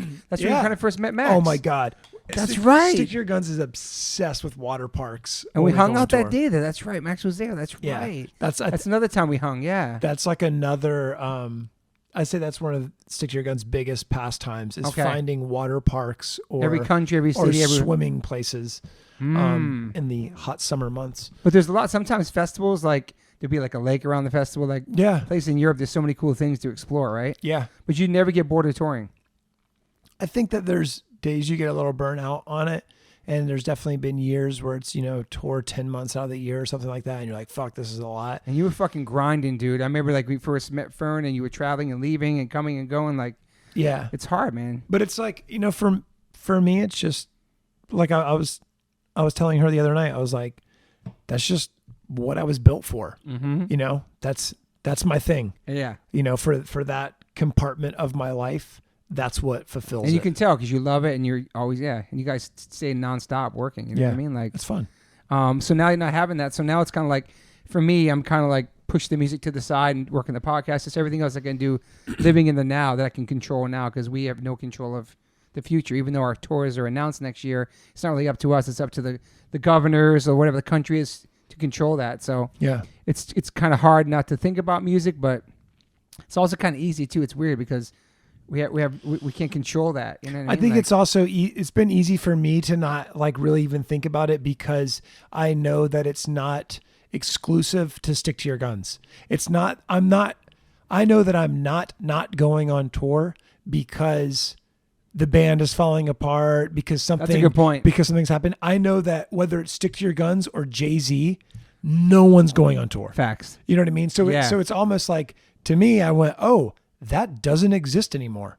Mm-hmm. So it's been easy to kind of cope with it that way. Yeah.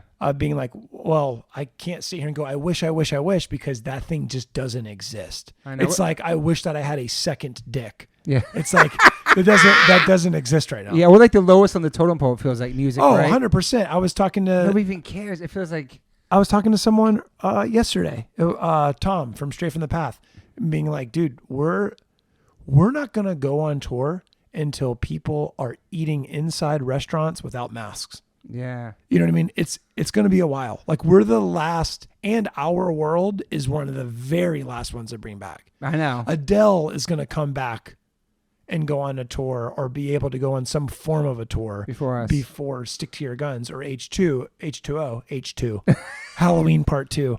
Because when you see Live Nation announce all these things like vaccines and mandatory COVID tests 3 days before, I'm like, damn, most of the shows you play aren't even Live Nation. We're like under that radar. Yeah, and then on top of that, like, most people buy tickets at the door. Yeah. It's a last minute decision to go like, fuck it, I'm going to go Chain Reaction. Yeah. Or whatever it is. Which, by the way, you guys, you turned me on to the whole saving the Chain Reaction thing, and you guys with the videos and stuff, and now it's saved, right? Yeah, I mean, that was Jesse spearheaded that thing. He got a call from our manager saying that that Chain Reaction, which is a venue in Anaheim. It's like the CBGBs of SoCal. Yeah. And that it was going to go under because of COVID. And luckily, Jesse's a guy where whenever he gets a fire lit under his ass, he uses that 100%. Fire to light the rest of the world on fire. Yeah, it worked. It was and awesome. It did, yeah. And so raise enough money through, some fucking t-shirts, T-shirts. which is crazy. I think like $100,000 was raised. It's amazing, dude. That's what they needed. Yeah. So now it's good for a year. I think it's good until that's how much money it needs to stay closed without being permanently closed for a year. So hopefully it's crazy. It costs $100,000 just to stay closed. Yeah, I want to talk a couple of your bands. One's Extremist, which was a project with Davey Havoc. Who else was in that band? Jade from AFI. And I went to one of your shows, and it was a demo, and it was like this crazy, straight edge, vegan, intense, hardcore. It was awesome, man. Yeah, that was cool. I remember you learning those songs. You lived downstairs. Yeah, I lived downstairs from you, and at that period of my life, I didn't sleep, and so you didn't actually. I would just one of the best roommates we had, and we miss you dearly. Anyway, thank you.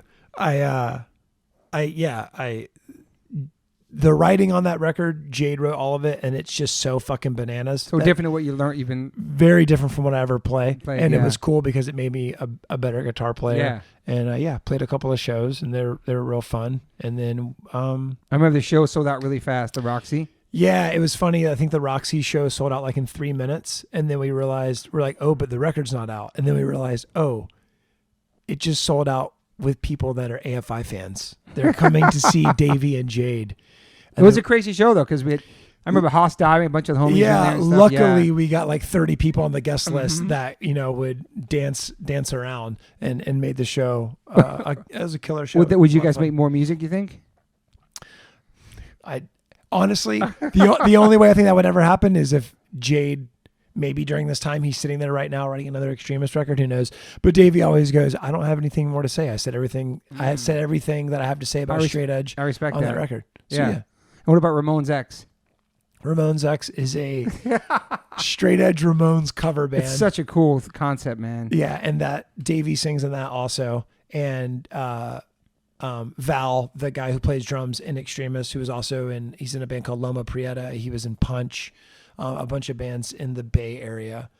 He plays drums, and you guys ever practice with that shit or no? Yeah, we did. We practiced for a while, and we tried getting shows, but it was either I was on tour or AFI was on tour or Loma Prieta was on tour, so we never ended up playing a show. Was it Ramon songs the same pace as Ramon songs, or was it your style? Straight up, just playing Ramones. And Davey singing Ramones like Ramones. It's wow, man. So yeah, it was cool. So maybe one day we'll get to play a show. I mean, that's a great concept. Yeah, it's fun. So when we did this podcast last, a lot of things have changed. So we talked about Sorry Fern, which is your wife, who ended up recording some vocals on some songs that you were recording in your bathroom, basically, right? And now the shit's out as of yesterday on Spotify and a bunch of platforms. And you did cassettes, you did T-shirts, you donated the money. Please let the fans know about Sorry Fern. It's all the rage right now. Everybody's talking about it. It's so cool. Like in the beginning of lockdown, I started kind of just like, I don't know. I made some joke riff, and then I told her to yell on it, and she yelled on it. Man. And I was like, oh man, your voice actually sounds pretty cool. So good. And then so I turned it into a song, and then one night was like, hey, can you go stand in the bathtub and yell this stuff? And then she did it. And so we just recorded everything in our apartment on the laptop. And then I sent it over to George from Stick to Your Guns. He played drums on it. And then Chris from Stick to Your Guns mixed it. I mastered it. And so, yeah, it's like a 6-song, like demo tape. Yeah. And we made a couple hundred shirts, and then we put them up, and all the money's going to feed like underprivileged people like these in refrigerators, the area. right? Yeah, there's cool. Community fridges. So cool. So a lot of cities have them. Here it's obviously called LA Community Fridges. You can look it up on Instagram, and different neighborhoods will have their own fridge. But essentially, like, it's people who have just come together and decided to put a fridge outside of a certain business that they will work a relationship with. So cool. And then anybody from the neighborhood goes in there, puts food up in it, and then anybody in need, they go and grab food. And right now is definitely, obviously, a lot of people are having hard times. Yeah, man. And so I think that's a really cool thing for people to be able to, families and people have recently lost their homes or recently become homeless, be able to know that they can find these fridges scattered throughout the city and get a bite to eat. Yeah. It's so all cool. the money we're putting towards that and a couple of other things in the neighborhood. Yeah, and so now it's on Spotify. Now the songs are out, and people really love the songs. And it's like, I think people are tripping that like it's your wife singing because she's not really into that world. You know what I mean? Like, yeah, it's. And now she's in that world. I was talking to someone about that the other day, and it kind of goes back to what we were talking talking about earlier with punk music is she's someone who she listens to some punk bands, like her favorite band's like Talking Heads. Great. And she also loves like Selena. You know what I mean? And probably some poppy shit too. Yeah. But also like she saw 1 year for a birthday or something, she got me tickets to this like Bad Religion show, and then she remember that. fell in love with Bad Religion. Wow. You know what I mean? So it's like she likes everything, but what was cool about it is when we were recording those songs, every time she like would do the vocals, it was with such like intent and like realness that I was like, damn, I was like, this actually really sounds good. And then when I was talking to her about it, she was like, yeah, because like I feel this, I believe this. And I'm like, man, I'm like, that's punk. You know what I mean? Like that's what it is. That's this feeling of like, I'm angry about this or like whatever it is. And so it's awesome, it's cool. And it's also like fun to watch her because she's like, this is crazy. I know. Like and the reaction to it too, she's tripping on people loving it. Yeah. She's like, this is insane. Like, people from like her high school have like, what about people from, so she's a TV show next. What about people has that cast heard or anybody from like, because I remember you talked about going there when you had the big beard and like, who is her husband? He's like this big. Yeah. When they filmed when you lived in Chicago for a moment. Yeah. Yeah. They filmed the whole series of the show in Chicago. And so like I had this giant beard because I didn't shave for a year. Beard, yeah. And they and everybody in the cast just thought that Fern was like a girl that loved guys with beards or something. And then one day I showed up and I had shaved it off or shaved it like into a goatee or something. And it was like kind of dark. And I went on to set and they got done filming the scene and she came over and she like started kissing me. And the wardrobe lady was like, oh my God. Because she thought Fern was like cheating on me. And then the lady was like so freaked out. And then Fern was like, oh, do you remember Josh, my husband? And he was like, oh my God, thank God that was your husband. I didn't know who that was. But yeah, no, I wonder if they've heard this shit yet. Yeah, no. Actually, it's funny because, like we are handling all of the mailing out all the orders. And it's like a couple people from the cast.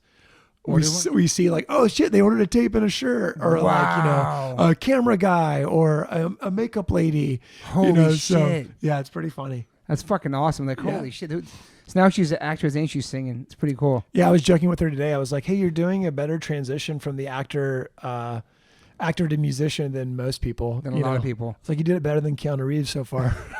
Oh yeah, the band. That's right. Yeah, Dog Star. Right. Holy fuck. Is there anything on this lockdown that you learned about yourself? I think it's like a lot of forced reflection because you're kind of sitting still and the world's kind of stopped, and you know what I mean? Like, I don't know, I feel like. Well, one thing I learned is that every backup plan also falls in line. Like every backup plan that I had in life still involved touring or still involved some type of live music. Gotcha. Like working for another band, joining another band, starting another band, working at a venue. Yeah. Any backup plan idea that I ever had, I'm like, okay, well, that's all shot to shit. Yeah. So it's kind of scary. Yeah. I don't know. I think it's that. And I think it's also just like my biggest challenge during lockdown now that I'm dealing with is learning how to exist without having an attachment to the idea of needing a purpose, if that makes sense. Yeah. Because like the band is what I always identify with as like a quote unquote purpose. Like that's what I do. That's what I'm built for. Yeah. And that doesn't exist now. So then it almost makes me feel like there's no point. Well, what is your purpose? Yeah. Yeah. Yeah. So I think that right now the big thing is going, okay, like I got to let go of that. Yeah. So. But now you're married, you're domestic, got a house. You can focus on you always focus on your health, but like just you and your lady, and you'll enjoy this downtime because once it starts, it's gonna.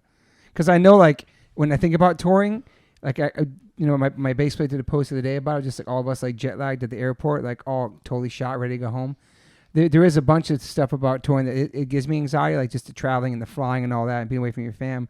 But being on stage obviously is great, and playing the shows is great, and meeting people and going to different countries and different cultures. But there is a part of touring that I don't miss, just like the whole like maybe like the leave my fam thing. It's gonna probably be way harder when this actually starts again. Because the longest we've been home, like 9 months. Yeah, I'm just really banking on her just being absolutely sick of me and being like, get out of here. It's a good challenge though for being married, because when you guys first started dating, you were touring so much, and now it's just like, okay, now we're together. This is it. Oh yeah, this would life be like if I had a normal job. 100%. And the other day we were like, oh, this is the longest time that we've ever spent with each other. Yeah. And then we were laughing about it, and I was like, you know what's fucked up? I was like, we're married, and I've only known you for like 5.5 years. That's fucking crazy. 5.5 years. Yeah, and I'm like, and you're married to me. I was like, you don't even know me. Oh, now you can force it. I think it's really great. It's it shows how good relationships are, is good or not. I think this is really helping. Yeah. You know, people that make it through, like really like, oh shit, you really got a good one. We're lucky. Yeah, no, we definitely lucked out with each other, because I remember the other day I was like, how you doing? She's like, great. I love it. I was like, all right, cool. Me too. I definitely feel like for me, my wife tells me this because I leave and I come and I go and the tours, that helped the marriage last 25 years. It helps the balance of it, you know? Like Yeah. the missing each other type shit. Fern really we both do value our alone time. So there's never been a problem when I go on tour. And I think also it works out because she's an actress that in her past relationships, she's had to leave to go to work. Yeah. And in my past relationships, I've been the one that has to go leave for work. Yeah. So now both of us understand what that's like. Yeah. And neither one of us feel guilty about leaving, because, you know, you get into a relationship and one person leaves all the time. The other person eventually starts building some type of resentment a lot of times. So it's kind of funny because there's never, she's always like, yeah, that's what you do. Yeah. Have fun. Go fun. You know? Could- And even when I'm on tour, we always joke around, because like it'll be like the first week, I'm like, I don't miss you yet. And she's like, yeah, I don't miss you either. I'm like, all right. And then by like, you know, week 2 or 3, I'm like, I think I started to miss you. She's Yeah, like, I mean, but that's also, I think that's cool to like miss each other. I think so too. I think it definitely helps relationships. At least, I don't know. That's the positive side of being a musician and being married and having that balance, and a wife that actually can deal with you leaving and come visit you, and with a bunch of guys farting or whatever they do, jumps on the bus. You know what I mean? Can roll with you guys, Yeah. you know? Yeah. It takes a very special woman to be able to do that. Mm-hmm. Like a lot of marriages don't last in the music biz. So yeah, we're very lucky in that sense. You know what I mean? Absolutely. I do. This is a really good one. I think we. I think we're done. Almost done. I mean, yeah, I think we're done. Let me look at my list over here. No, I mean, I think that we're done with retaping the podcast. Oh, for sure. Yeah, This is the one. Yeah, we got a good flow. You pressed record, right? Yeah, I think so. Yeah, I think I asked you this last time too. If you had any regrets, did you have any regrets? Just the times that I ate stuff that gave me food poisoning. Okay, that's about it. But no, I mean, Like, did you wish you went to like college? Did you go to college? No. Well, I actually lived in Gainesville, Florida for a few years. A girl that I was dating was getting going to school there.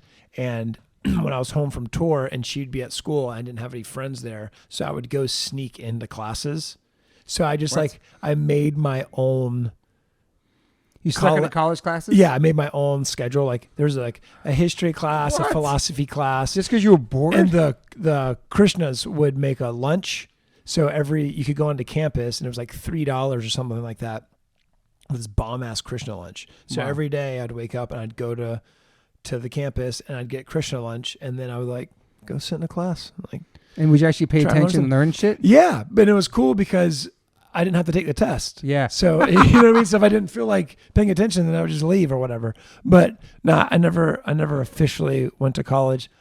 I don't regret it. I mean, I'm sure that I regret things like the way that I treated people. Yeah. And things like that. In relationships and shit, yeah. Yeah, like in friendships and stuff like that. Like I regret things like that. But as far as like big life choices, no, there's nothing that I really regret. I'm sure I can dig in there and find something, but I also feel like, you know, I could say like, oh, I really regret not learning a skill. So now during COVID-19, I could go get a job doing something, but I don't regret that because I'm enjoying my life like this. And also if I want to learn a skill, then now's the time to learn it. Yeah. You feel like you want to be a musician the rest of your life? Like this is it for you? All you want to do is play music until you can't? I don't know. I mean, I'm just going to do it till I only want to do stuff until I just don't want to do it anymore. Yeah. So if I feel inspired to do something else, then I'm going to start doing that. Yeah. You know, it's just if one day, if things go back to normal or whatever and touring happens, and then one day I'm not, stick to your guns isn't inspiring to me anymore, then we'll move to something else. Yeah. Do you have any tattoos you regret? Yeah, there's a couple. I hear a couple cover-ups. What was your first tattoo? It was this. That lady. Yeah, it's she's praying. It's a cover of Disciple record, Heaven or Hell. Okay, shit. And I was 17. I had no plans on getting a tattoo that day. It's your first one. And my friend had just bought the LP on vinyl, and I was like in the car, and I was like looking at it. I was like, this record's pretty good. He's like, yeah. And I was like, this artwork's sick. And he's like, yeah. And I was like, yeah, it'd be a cool tattoo. And he's like, yeah. And I was like, let's go to the shop. And then fuck. I made the tattooer thought I was 18.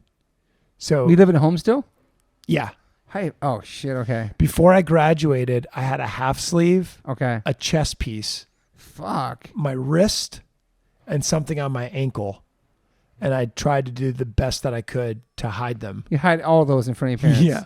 I remember I wore wristbands and just made my mom think like, yeah, that's what you do, it's cool. Oh my God. So she never even knew. She knew because one day I showed her and I thought that she was going to be cool. It was about a cool it, moment to show her, maybe. wasn't. Yeah. She just looked at me and went, I'm so disappointed in you. Fuck. And then, but I think it was a learning experience for her because, I ended up getting heavily tattooed and then she went, oh, just because you have tattoos doesn't mean you're a piece of shit. Yeah. So I think for her, it was like a learning lesson. Yeah. Because she had said that a couple of times, like, hey, just want to say, like, I'm really proud of the way that you turned out, and you're a very, respectable person. Yeah. And I don't think tattoos are bad anymore. I'm like, great. Do you consider yourself optimist or pessimist? Because for me, you live your life to the fullest. You're always smiling. You're always like telling funny stories. You could be the goofy guy, the funny guy, entertaining guy. You have a lot of energy, and you always seem happy. Am I wrong? No, I'm not always happy. I said seem, but I think life's a scam. Okay. You've said that before. But, I don't know. You say you walked around the house and told Fern, life's a scam. Yeah, and she's like, are you going to kill yourself? I'm like, who knows? Maybe one day. No, I think I'm an realist. I'm an optimistic pessimist. Okay. Or am I a pessimistic optimist? I don't know. Time will tell. How about a realist? No? Sure. Look, some things fucking suck and some things are fucking awesome. Yeah. And I think that's just the way that life is. It's a combination of them.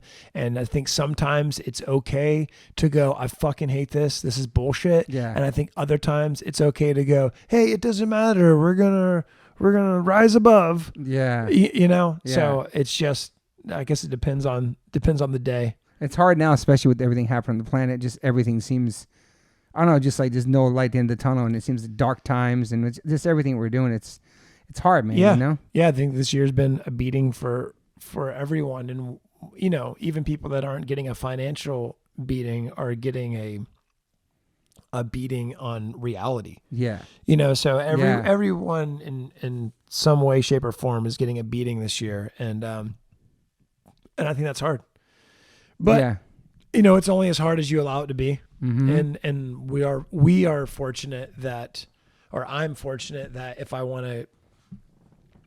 to get away from a lot of these problems, then all I have to really do is just turn off the phone or turn off the TV, and some people can't do that. They can't do that. So, like the other, it's been very helpful to do that. Yeah. Like on the ocean now and trying to do that. And yeah, I think it's just, you gotta find a balance of like what you can take, and just shit just keeps getting. I think it's crazy to see that it doesn't affect us, regardless if like you got a new house, you're happily married, you play music for a living, you're healthy, you're handsome, just all that shit. You know what I mean? But it's still the weight of the world and shit happening to other people in other countries and all this just different negativity and violence and the COVID and the government, just all this stuff. It's whether you're on your phone or not, even if you're not on your phone, maybe I'm just hiking, I'm still thinking about it sometimes. You know what I mean? It's still, yeah. It's still, it's on also, you, also this year, it's more in your face.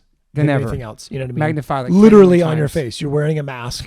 You know what I mean? Like you can't go somewhere, Yeah. you know, or go inside of somewhere unless you have a mask on. Yeah. And there's protests in the street and there's constant things going on all day long. It's And it's like that's the conversation that you have with everybody now. Yeah. Would you play a drive-in show with your band? Would you feel comfortable doing that?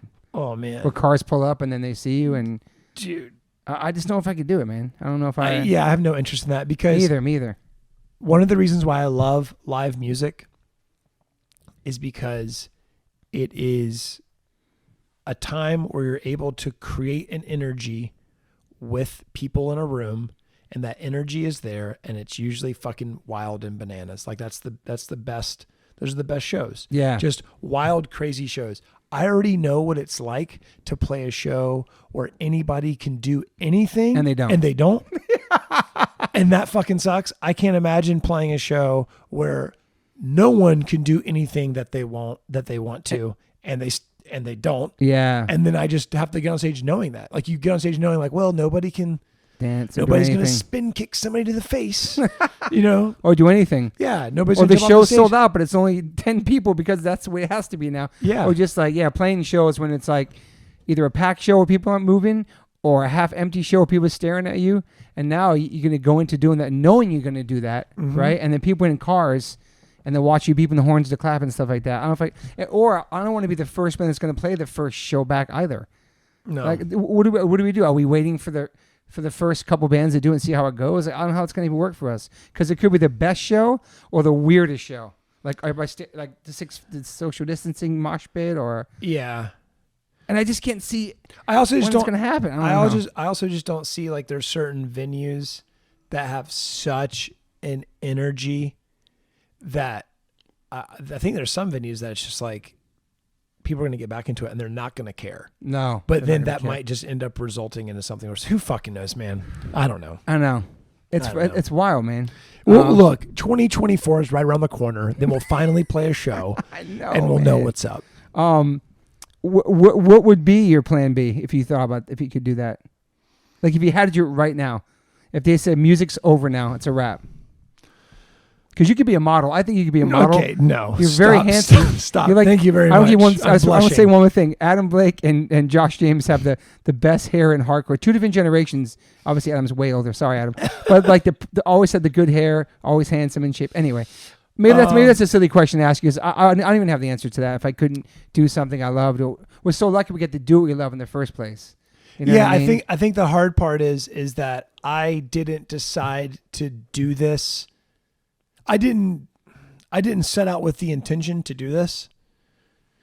So I think it's weird for me to go, now I'm going to do this. Now I'm going to be a wedding planner. Yeah. I loved planning my wedding. So now I'm going to plan other people's weddings. You know what I mean? Yeah.